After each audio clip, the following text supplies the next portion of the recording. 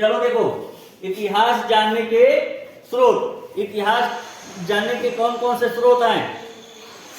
पुरातात्विक स्रोत है और साहित्यिक स्रोत है। कौन कौन से स्रोत हैं? पुरातात्विक और साहित्यिक स्रोत। पुरातात्विक स्रोत में अभिलेख आता है। क्या आता है? अभिलेख ये अभिलेख जो है आपकी किताब में देखिए जो लिखा हुआ है अभिलेख, ये अभिलेख नेपाल के रुम्मिनदेई नामक स्थान से इसको प्राप्त किया गया है। कहां से? नेपाल के रुम्मिनदेई नामक स्थान से प्राप्त किया गया है। इसमें सम्राट अशोक, इस अभिलेख में सम्राट अशोक द्वारा यह कहा गया है, लोगों को संदेश दिया गया है, रुम्मिनदेई निवासियों को यह संदेश दिया गया है कि रुम्मिनदेई में उपज का आठवां भाग कर के रूप में लिया जाएगा। कर के रूप में टैक्स जिसको कहते हैं, कर के रूप में लिया जाएगा। अभिलेख में यह जो है वर्णन किया गया। ये पूरा पत्थर में लिखा होने के कारण पुरातात्विक महास्रोत है, अत्यंत महत्वपूर्ण स्रोत है। समझ गए? अब आगे देखिए, सिक्के एवं मोहरे। सिक्के एवं मोहरे प्राप्त उस समय जो है, जो प्राप्त सिक्के होते थे उससे यह पता चलता था कि उस समय के शासक का क्या नाम था, उस समय के शासक का क्या नाम था और वह जो है कितने समय तक शासन किया। ठीक, ये जानकारी सिक्कों से प्राप्त होती है। और क्या प्राप्त होता था सिक्कों से? उस समय के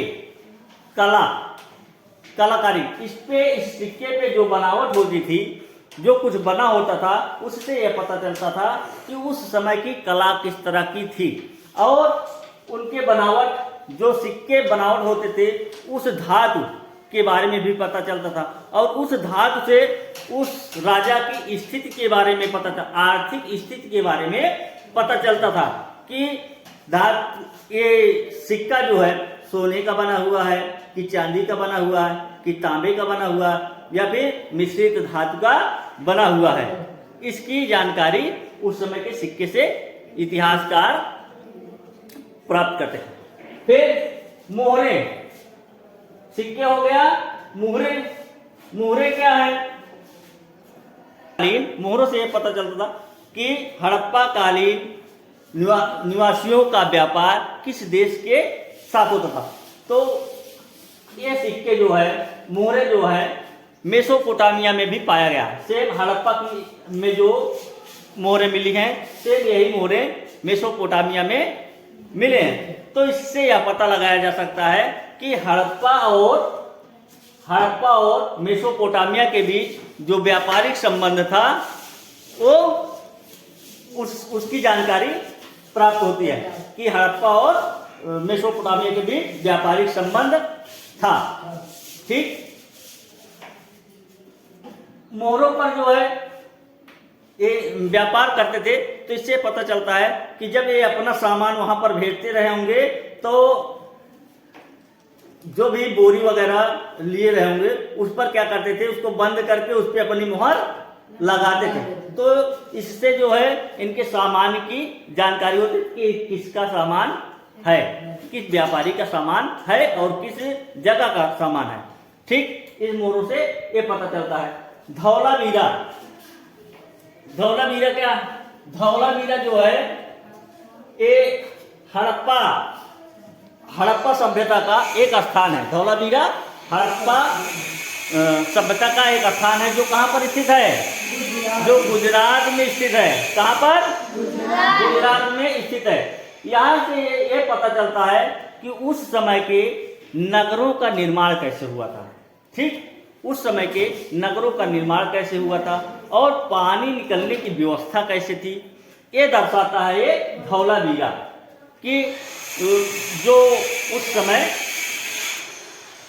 के नगर बसाए गए थे, ठीक, किले बनाए गए थे, उनकी बनावट कैसी थी, ठीक, एक निश्चित आकार में थी या टेढ़ी मेढ़ी गलियों की तरह थी, ये दर्शाता है, ठीक। और उस समय फिर पानी लोग पीते थे, स्नान करने के लिए जो है तालाब भी बनवाते थे, ठीक। तो उससे पता चलता है कि पानी के निकास की भी व्यवस्था हड़प्पा कालीन सभ्यता में अच्छी तरह से हुई थी, ठीक। अब सारनाथ, सारनाथ के बारे में देखिए, सारनाथ कहाँ पर स्थित है? सारनाथ उत्तर प्रदेश में स्थित है।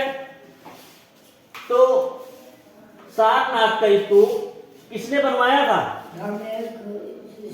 या धम, इसका नाम एक, इसका एक और नाम है, सारनाथ की स्तूप जो है इसका नाम धमेक स्तूप है। क्या नाम है? धमेक स्तूप नाम है इसका। यह जो है सम्राट अशोक द्वारा बनवाया गया है। किसके द्वारा बनवाया गया था? सम्राट अशोक के द्वारा जो है ये बनवाया गया था, धौलावीर सारनाथ का स्तूप। मौर्य वंश के शासक थे अशोक, सम्राट अशोक कौन थे? मौर्य वंश के शासक थे। महात्मा बुद्ध ने सर्वप्रथम जो है, भगवान बुद्ध ने सर्वप्रथम अपना उपदेश कहाँ दिए थे? कहाँ पर दिए थे? सारनाथ में ही दिए थे।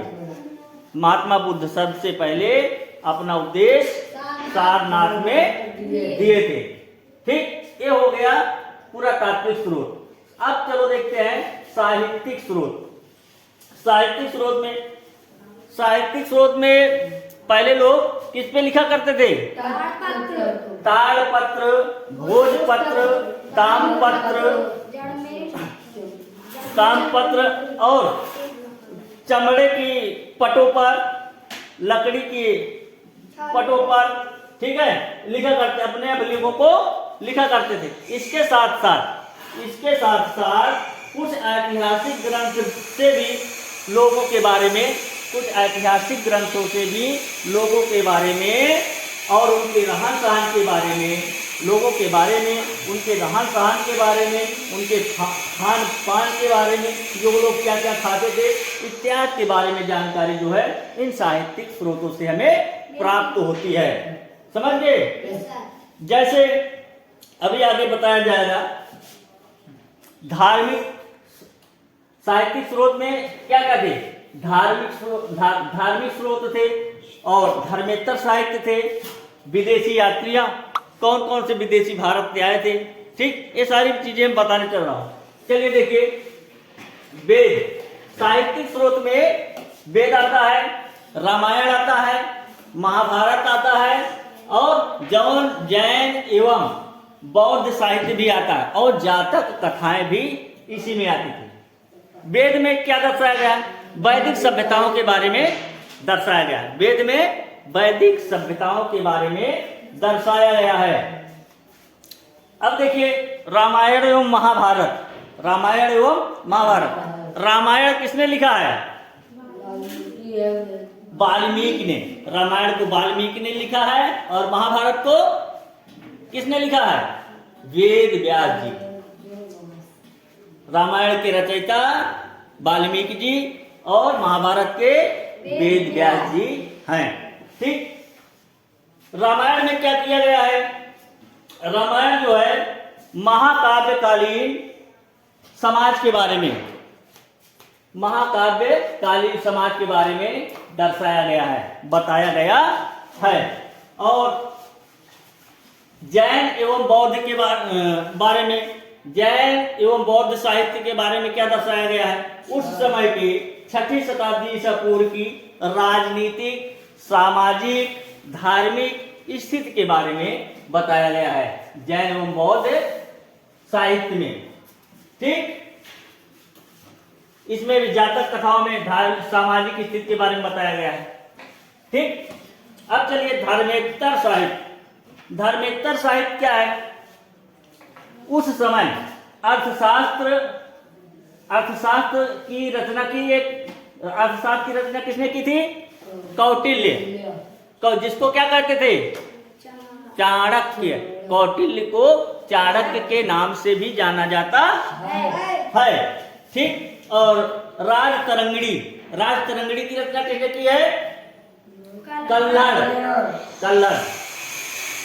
अर्थशास्त्र में अर्थशास्त्र की रचना चाणक्य यानी कौटिल्य ने किया और राजतरंगिणी की रचना कल्लड़ ने किया। अब अर्थशास्त्र में क्या किस चीज के बारे में बताया गया है? अर्थ का मतलब होता है पैसा, ठीक, लेकिन पैसे के बारे में नहीं बताया गया है, समझ रहे हो? अर्थ का मतलब पैसा होता है, जानते हो, लेकिन ये साफ है कि अर्थशास्त्र में मौर्यकालीन समाज, अर्थशास्त्र में क्या दर्शाया गया है? मौर्यकालीन समाज के विषय में जानकारी दी गई है। मौर्यकालीन समाज के विषय में जानकारी इस अर्थशास्त्र में मिलता है। और क्या मिलता है इसमें? राजनीतिक सामाजिक स्थिति के बारे में भी इसमें जानकारी मिलती है। राजतरंगिणी के बारे में क्या मिलता है? राजतरंगिणी कश्मीर के क्षेत्रों के बारे में, क्षेत्रों के विषय में राजतरंगिणी में जो है इसकी विस्तृत जानकारी दी गई है। कहाँ के? 11वीं से 12वीं शताब्दी के इतिहास के बारे में जानकारी या वर्णन किया गया है। राजतरंगिणी में कश्मीर के 11वीं 12वीं शताब्दी की स्थिति के बारे में जानकारी या इतिहास का वर्णन किया गया है। कहाँ के इतिहास के बारे में वर्णन किया गया है? कश्मीर। राजतरंगिणी में कश्मीर के इतिहास का वर्णन किया गया है, ठीक। अब चलिए विदेशी यात्रियों के वृत्तांत।